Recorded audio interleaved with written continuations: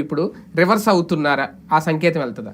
ఇకు ముద్రగడ హరిరామ జోగయ్య వీళ్ళిద్దరికి అసలు జనసేనకి ఏంటి సంబంధం నాకు తెలియగలుగుతాను.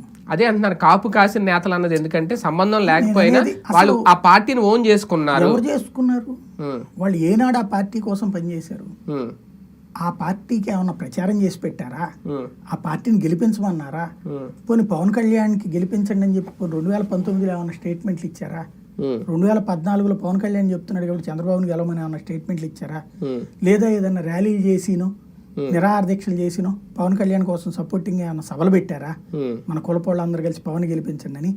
వాళ్ళు ఏమన్నా ఈయన చెప్పినటువంటి శెట్టి బలిజా తెలగా ఒంటరి ఇట్లాంటి వాళ్ళందరినీ కూర్చోబెట్టి మనం పెద్ద మనుషులం, మేము కాపు పెద్దగా అడుగుతున్నాం, బలిజలు మనం చెయ్యాలి కలుపుదాం రండి, పవన్ మనం ఈసారి ఎట్టి పరిస్థితులు అధికారులు తీసుకురావాలని ఏమన్నా మాట్లాడారా? ఇది ఎట్లుందంటే పక్కింటోడు ఎట్టా ఇల్లు కట్టుకోవాలో మనం డిసైడ్ చేసినట్టు. అంటే కాపు కుల పెద్దలు ఎవడిచ్చాడు ఆ పెద్దరికం నాకు తెలియగలుగుతాను. అది ఏమన్నా ఎలక్షన్ పెట్టి వీళ్ళకి ఏమన్నా ఇచ్చారా? కుల పెద్దలు కాకపోతే ముద్రగడ గారి పిలుపుకి అంతమంది వచ్చి ఆ రోజు తునిలో కూర్చొని ఆ ట్రైన్లు తగలబెట్టి ఎంత హడావిడి ఎందుకు చేశారు? ఊరు పెద్దలకి సహజంగా ఉంటది, అదే అంటున్నాను. కుల పెద్దలు అనడానికి కూడా లేదు. అంటే వాళ్ళు కుల పెద్దలని అనుకోవచ్చు, అంతే. కులానికి